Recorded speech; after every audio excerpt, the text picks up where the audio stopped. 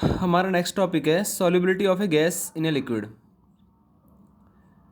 Solubility of gas in a liquid में आपने ध्यान रखना चाहिए हमको कि every gas soluble in water either small extent और लार्ज एक्सटेंट, यानी कोई भी गैस वाटर के अंदर या तो कम मात्रा में या फिर ज़्यादा मात्रा में सॉल्युबल होती है। ठीक है, तो एक ही बात में ये चीज़ ख़त्म हो जाती है कि कोई भी गैस कोई भी हो, ठीक है, वो कम मात्रा में हो या ज़्यादा मात्रा में वाटर के अंदर ज़रूर सॉल्युबल होती है। ठीक है, जैसे O2 वाटर के अंदर कम सॉल्युबल होती है और HCl वाटर के अंदर ज़्यादा सॉल्युबल होती है। लेकिन हमारा जो मेन फोकस रहेगा वो इस बात पर रहेगा कि कौन कौन से फैक्टर्स हैं, ठीक है, जो solubility of A gas in a liquid को अफेक्ट करते हैं। मतलब क्या है, जब किसी गैस को लिक्विड में डाला जाता है तो कौन कौन किन तरीक़ों से वो क्या है बढ़ाई जा सकती है या फिर घटाई जा सकती है, राइट, उसकी सॉल्युबिलिटी। ठीक है, तो दो फैक्टर होते हैं, पहला प्रेशर है और दूसरा क्या है, हमारा टेम्परेचर है। यदि हम इफेक्ट ऑफ प्रेशर की बात करें तो इफेक्ट ऑफ प्रेशर को सबसे पहले हेनरी ने एक थ्योरेटिकल एक्सप्लेनेशन दी और उन्होंने बताया कि on increasing the pressure over the gas the solubility of A gas in the solvent increases in the liquid increase, right, in the solution. तो उन्होंने बताया कि जैसे जैसे हम प्रेशर बढ़ाते हैं, किसी गैस के ऊपर क्या बढ़ाते हैं, प्रेशर बढ़ाते हैं, वैसे वैसे ही क्या है उस गैस की सॉल्युबिलिटी क्या होगा, उस लिक्विड के अंदर क्या हो जाएगी, बढ़ती चली जाएगी। ठीक है, ये किसका स्टेटमेंट था, हेनरी का। और हेनरी का ये स्टेटमेंट हेनरी लॉक्स के नाम से भी जाना जाता है। लेकिन उसी टाइम पर क्या है, उसी टाइम पर एक साइंटिस्ट थे जॉन डाल्टन ने क्या है उस चीज़ को थोड़ा चेंज किया और चेंज करने के बाद हेनरी लॉ को दूसरे तरीके से रिप्रेजेंट किया। और उन्होंने बताया कि जो यदि इस हेनरी लॉ के अकॉर्डिंग हम देखें तो जो पार्शियल प्रेशर है, ठीक है, उन्होंने प्रेशर को स्थान दे दिया पार्शियल प्रेशर का। क्यों? क्योंकि हो सकता है कि लिक्विड के ऊपर एक से ज़्यादा गैसेज हों, तो जब एक से ज़्यादा गैसेज होती हैं तो उनका जो प्रेशर होता है उन्हें पार्शियल प्रेशर कंसिडर किया जाता है, और एक गैस होती है तो प्रेशर कंसिडर किया जाता है। और सॉल्युबिलिटी को उसने क्या है मोल फ्रैक्शन में कन्वर्ट कर दिया। उन्होंने बताया यदि हमारे पास एक से ज़्यादा गैसेज हैं आ रहा है, यानी the partial pressure of the gas in vapour phase is directly proportional to the mole fraction of the gas in the solution. तो ये हेनरी लॉ किसने दिया, डाल्टन ने दिया। हेनरी ने कौन सा स्टेटमेंट दिया, ये स्टेटमेंट। उसी टाइम क्या है जॉन डाल्टन ने उस स्टेटमेंट को चेंज करके क्या है हेनरी लॉ को दूसरे तरीके से ऐसे रिप्रेजेंट किया, राइट। और फिर इसका एक मैथमेटिकल रिलेशन भी निकाला और उन्होंने बताया कि जो पी होता है, पी मतलब partial pressure of the gas, वो डायरेक्टली प्रोपोर्शनल होगा उस गैस के मोल फ्रैक्शन के, राइट। तो मतलब क्या है कि जितना गैस का ऊपर क्या होगा, जितना गैस का पार्शियल प्रेशर होगा, ठीक है ना, उतनी ही गैस की सॉल्युबिलिटी किसके अंदर ज़्यादा होगी, लिक्विड के अंदर। तो P इक्वल टू KHX आ रहा है। और यहाँ से क्या हुआ, हमने डबल इसको प्रोपोर्शनल के साइन को हटाकर एक दो डबल बॉन्ड लिया है और एक हमारे कांस्टेंट लिया है, तो P इक्वल टू KHX ये हमारा हेनरी लॉ का फॉर्मूला है। तो सबसे पहले तो आप इस फॉर्मूले को लर्न कर लो, P इक्वल टू KHX। और इसमें P का मतलब पार्शियल प्रेशर है गैसेस का, और KH का मतलब क्या है, हेनरी लॉ कांस्टेंट है, और X क्या है, हमारा मोल फ्रैक्शन है। X क्या है, हमारा मोल फ्रैक्शन, राइट। तो ये हमारा हेनरी लॉ का फॉर्मूला है। नेक्स्ट है इसका ग्राफ। यदि हम P और X के बीच में ग्राफ खींचें, यानी पार्शियल प्रेशर और X के बीच में ग्राफ खींचें, तो फिर वो हमारा एक स्ट्रेट लाइन आता है, और ये स्ट्रेट लाइन कांस्टेंट होती है। मतलब जितना पार्शियल प्रेशर होगा उतना ही ज़्यादा मोल फ्रैक्शन होगा, ठीक है। तो हमारा इस प्रकार से ग्राफ आएगा, राइट। उसके बाद क्या होता है, इम्पोर्टेंस हमें पढ़ना होता है कि हमारा जो KH है यानी हेनरी लॉ कांस्टेंट, उसका इम्पोर्टेंस क्या है। तो हेनरी लॉ कांस्टेंट का इम्पोर्टेंस ये है कि एक तो ये function of nature of gas होता है। KH क्या होता है, function of nature of gas. इसका मतलब सिंपल ये है, जो KH है ना वो अलग अलग गैसों के लिए अलग अलग होगा। मान लीजिए हमारे पास नाइट्रोजन है, तो नाइट्रोजन के लिए 76.48 किलो बार है, और ऑक्सीजन के लिए 34.86 किलो बार है। तो इसका मतलब है नाइट्रोजन की जो सॉल्युबिलिटी है वो वाटर के अंदर कैसी है, कम है। यानी जिसके लिए KH ज़्यादा होगा उस गैस की सॉल्युबिलिटी वाटर में कम होगी, और जिसके लिए KH कम होगा उसकी सॉल्युबिलिटी वाटर में ज़्यादा होगी। हम ये कह सकते हैं कि KH ऑक्सीजन के लिए कम है, और ये जो हैं दोनों KH जो हैं वो 293 केल्विन टेम्परेचर पे है, राइट। तो मोर द वैल्यू ऑफ के H less will be the solubility of A gas in a liquid. ठीक है, तो एक तो के एच नेचर ऑफ गैस पे डिपेंड करता है और एक के एच होता है फंक्शन ऑफ टेम्परेचर। के एच क्या होता है? Function of temperature. इसका मतलब क्या है? इसका मतलब यदि आप के एच को यदि आप टेम्परेचर बढ़ाएंगे किसी लिक्विड का, यदि आप टेम्परेचर बढ़ा रहे हैं तो आप सीधा सीधा उसका के एच बढ़ा रहे हैं, आ रहा है। और यदि के एच आप बढ़ा रहे हैं तो सॉल्युबिलिटी आपकी घट जाएगी। क्या घट जाएगी? सॉल्युबिलिटी। इसलिए मोर द वैल्यू ऑफ के H less will be the solubility.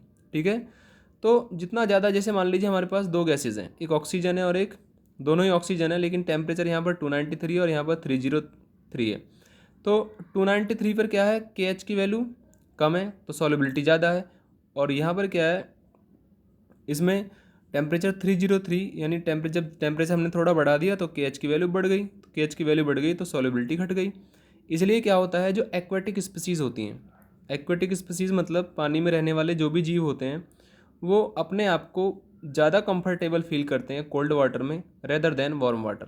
यानी वार्म वाटर की अपेक्षा वो ठंडे पानी में रहना आरामदायक समझते हैं। उसके कारण क्या होता है? उसका कारण है कि कोल्ड वाटर के अंदर ऑक्सीजन की जो प्रेजेंस होती है वो वार्म वाटर से ज़्यादा होती है, राइट। तो ये क्वेश्चन पेपर में आया हुआ है, 2019 में भी आया था, राइट।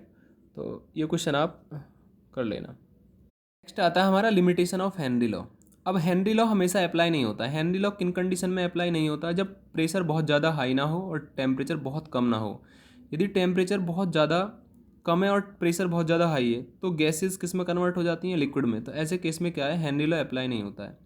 हेनरी लॉ तब भी अप्लाई नहीं होता जब गैस पानी के अंदर जाकर, यानी किसी लिक्विड के अंदर जाकर या तो डिसोसिएट हो जाए या फिर एसोसिएट हो जाए, या तो वो टूट जाए या फिर क्या है, वो जुड़ जाए। ठीक है, तो तब भी क्या है? हेनरी लॉ अप्लाई नहीं होता है। और हेनरी लॉ एक कंडीशन में अप्लाई और नहीं होता कि जब हमारी गैस क्या है, लिक्विड के साथ कोई केमिकल रिएक्शन दिखाती है, यानी जब जैसे ही गैस किसके अंदर जाएगी, लिक्विड के अंदर, वो कंबाइंड हो जाएगी लिक्विड के साथ, तो तब भी हमारा क्या है? हेनरी लॉ अप्लाई नहीं होगा। तो तीनों कंडीशन में हेनरी लॉ अप्लाई नहीं होगा, तो ये तीनों लिमिटेशंस होती हैं, राइट। उसके बाद आता है हमारा application of Henry law. Henry law की हमारे डेली लाइफ में क्या एप्लीकेशन है?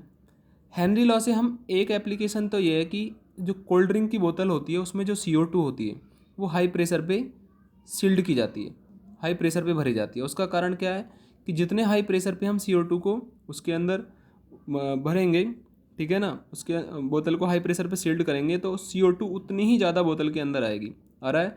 और जितनी ज़्यादा उस कोल्ड ड्रिंक या फिर क्या है, सॉफ्ट ड्रिंक बोतल के अंदर क्या है, CO2 होगी, राइट।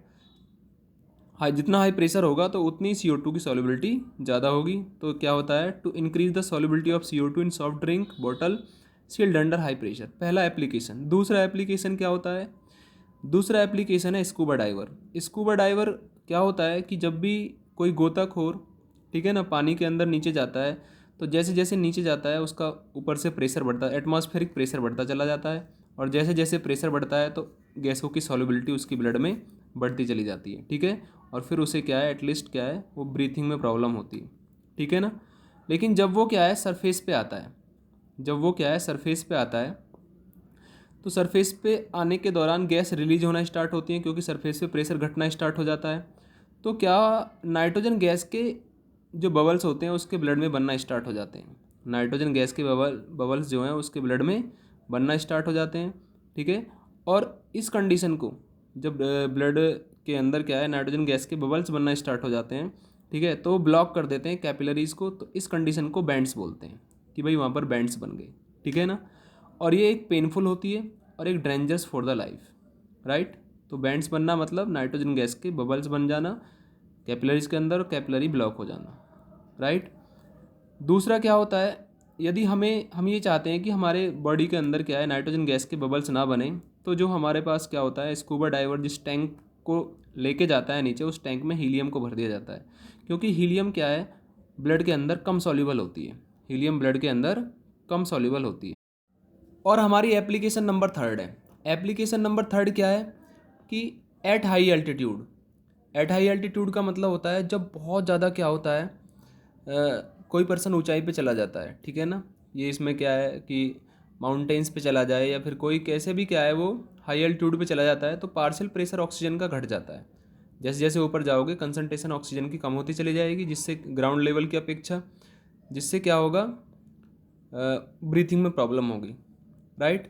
अब इससे क्या होगा, जब हाई एल्टीट्यूड पे ब्रीथिंग करने से क्या है, एनॉक्सिया क्रिएट हो जाता है बॉडी के अंदर। क्या क्रिएट हो जाता है, एनॉक्सिया। एनॉक्सिया में क्या होता है कि people living at high altitude और climbers have low blood oxygen level, यानी ब्लड में ऑक्सीजन का लेवल क्या हो जाता है, कम हो जाता है एनॉक्सिया के अंदर, राइट।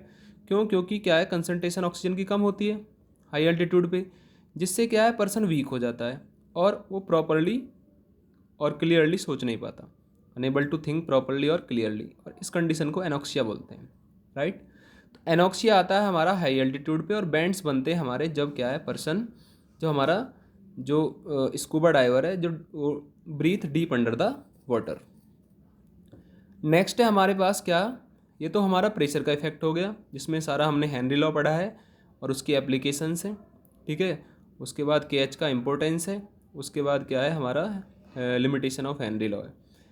नेक्स्ट है हमारा इफेक्ट ऑफ टेम्परेचर। अब ये क्वेश्चन आता है कि जब गैस को लिक्विड में डाला जाता है तो उस पर टेम्परेचर का क्या इफेक्ट पड़ता है। तो सबसे पहले एक बात ध्यान रखनी है हमको कि जब भी किसी गैस को लिक्विड में डाला जाता है, ठीक है ना, तो गैस का लिक्विड में घुलने का जो प्रोसेस होता है वो एक्जोथर्मिक होता है। एक्जोथर्मिक का मतलब है गैस जब लिक्विड से इंटरेक्टेड होगी तो वहाँ से हीट रिलीज होती है, और जिन फिनोमिना के अंदर हीट रिलीज होती है उन्हें एक्जोथर्मिक बोलते हैं। अब यदि आप टेम्परेचर बढ़ा रहे हो, कोई गैस पानी में घुली हुई है और उस पानी का आप टेम्परेचर बढ़ा रहे हो, तो फिर क्या हो जाएगा, गैस की सॉल्युबिलिटी वाटर के अंदर घट जाएगी। क्योंकि ली चैटलिन ने बताया था कि यदि हमारे पास क्या है, कोई रिएक्शन एक्सोथर्मिक है और मैं उसमें टेम्परेचर बढ़ा रहा हूँ, तो फिर क्या होगा, रिएक्शन बैकवर्ड डायरेक्शन में हो जाएगी। यानी यहाँ पर यदि इनको कंबाइंड किया जाए तो गैस और लिक्विड अलग हो जाएंगे यदि मैं टेम्परेचर बढ़ाऊंगा, क्योंकि phenomena will be exothermic, right. यहाँ पे हमारा क्या है, कंप्लीट हो गया हमारी सॉल्युबिलिटी कंप्लीट हुआ है। तो यहाँ से क्या हुआ, हमारा हेनरी लॉ का जो फॉर्मूला है, या हेनरी लॉ से रिलेटेड क्या है, कुछ क्वेश्चंस हैं, कुछ न्यूमेरिकल्स हैं, आ रहा है, जिसमें एग्जाम्पल है 2.4 पेज नंबर 40 NCERT बुक के अंदर। और जब आप इस एग्जाम्पल को देखोगे तो इसमें बोला गया है कि N2 gas is bubble through water, यानी N2 गैस वाटर के अंदर घुली हुई है, आ रहा है 293 केल्विन पर। फिर वो कह रहा है how many millimole of N2 gas dissolve in 1 litre of water, एक लीटर ऑफ वाटर में N2 के कितने मिलीमोल घुले हुए हैं, आ रहा है।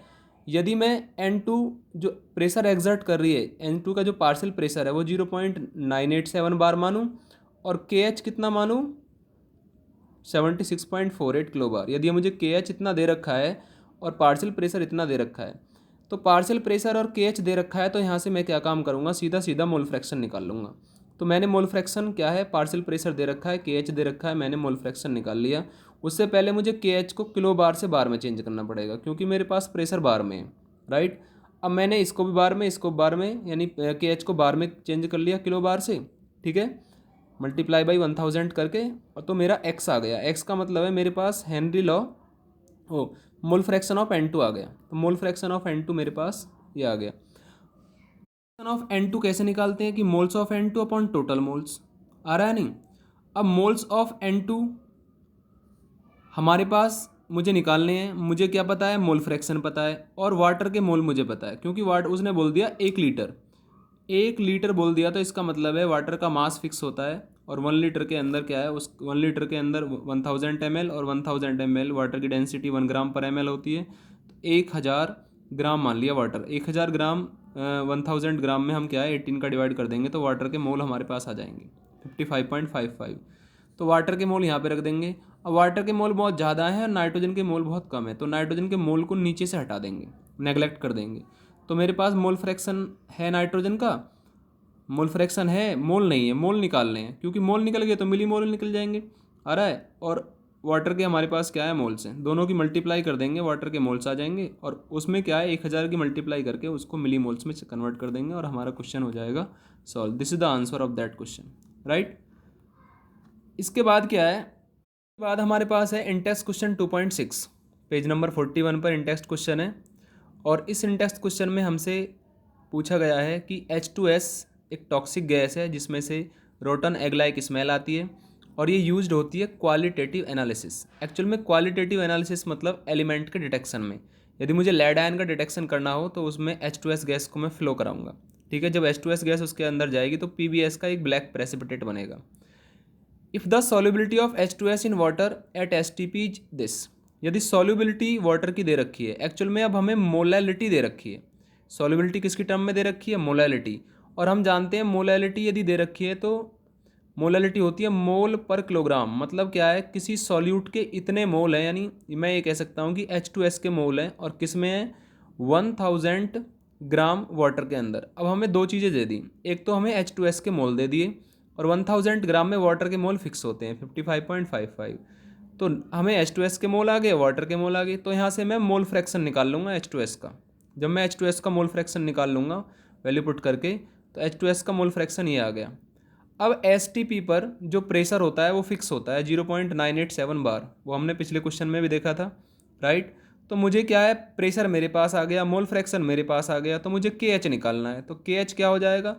Partial pressure of H2S upon mole fraction of H2S। तो 0.987 अपॉन 0.0035 आ रहा है। डिवाइड करने के बाद मेरे पास आ जाएगा KH 282 बार आ रहा है, ठीक है। तो ये क्वेश्चन भी आप कर सकते हैं। नेक्स्ट हमारा इंटेक्स्ट क्वेश्चन है 2.7 पेज नंबर 41 पर, सेम है, ठीक है। इसमें हेनरी लॉ कांस्टेंट आपको दे रखा है CO2 का, कितना दे रखा है? KH 1.67 10�8 pascal. और कैलकुलेट क्वांटिटी कैलकुलेट करवाया, यानी हमें W2 कैलकुलेट करवा रहा है, यानी CO2 के हमसे क्या कैलकुलेट करवा रहा है? अमाउंट कैलकुलेट करवा रहा है कि CO2 कितने ग्राम हमने उसके अंदर डाली है, ठीक है। Calculate the quantity of CO2 और कितने वाटर के अंदर?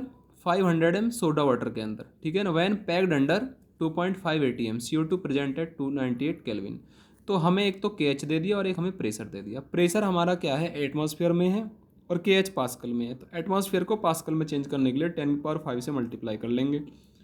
फिर यहाँ से हेनरी लॉ अप्लाई करेंगे तो यहाँ से आ जाएगा मेरा XCO2 यानी मोल फ्रैक्शन ऑफ CO2, क्योंकि पार्शियल प्रेशर है KH है तो मोल फ्रैक्शन आ गया। जब मोल फ्रैक्शन ऑफ CO2 मैंने कैलकुलेट कर लिया तो यहाँ से मैं CO2 के मोल निकाल लूँगा। CO2 के मोल मैं कैसे निकालूंगा? CO2 के मोल मैं निकालूंगा क्योंकि मोल फ्रैक्शन मुझे पता है, तो मोल फ्रैक्शन से क्या हो जाएगा? मोल फ्रैक्शन कैसे निकालेंगे? मोल्स ऑफ CO2 पर टोटल मोल्स। हमारे पास क्या है? नंबर ऑफ मोल्स 500 ml में वाटर के क्या है, जब 1000 ml में 55.55 होते हैं तो 500 ml में आधे हो जाएंगे। और क्योंकि NCO2 मतलब CO2 के मोल बहुत कम है और वाटर के मोल बहुत ज़्यादा है, तो एक इसको छोड़ देंगे निचले वाली टर्म को, तो हम क्या है, मोल फ्रैक्शन जो आएगा CO2 का उसमें मल्टीप्लाई कर देंगे वाटर के मोल्स की, तो मेरे पास क्या आ जाएंगे? मोल्स ऑफ CO2 आ जाएंगे। अब हमारे पास मोल्स ऑफ CO2 आ गए इतने, ये हमारे पास मोल्स ऑफ CO2 हैं। अब यदि मोल्स ऑफ CO2 में 44 का मल्टीप्लाई कर दूँ, 44 क्या है ये? क्योंकि मोल होता है गिवन मास अपन मोलर मास, मुझे गिवन मास निकालना है, ठीक है। तो मैं मोल्स की मल्टीप्लाई गिवन मोलर मास में कर दूंगा और मोलर मास CO2 का फिक्स होता है 44, क्योंकि कार्बन का 12 और ऑक्सीजन का 32 होता है। दोनों को ऐड करेंगे तो 44 हो जाएगा। मल्टीप्लाई करने के बाद दोनों की तो मेरे पास 1.845854 ग्राम आ जाएगा और यही हमारी क्या है? क्वांटिटी ऑफ CO2 है, ठीक है। उसके बाद नेक्स्ट वीडियो में हम आगे का टॉपिक जो पढ़ने वाले हैं वो वेपर प्रेशर से स्टार्ट कर देंगे। लेकिन यहाँ पर क्या है, सॉल्युबिलिटी का जो टॉपिक है वो बिल्कुल कंप्लीट हो गया, राइट।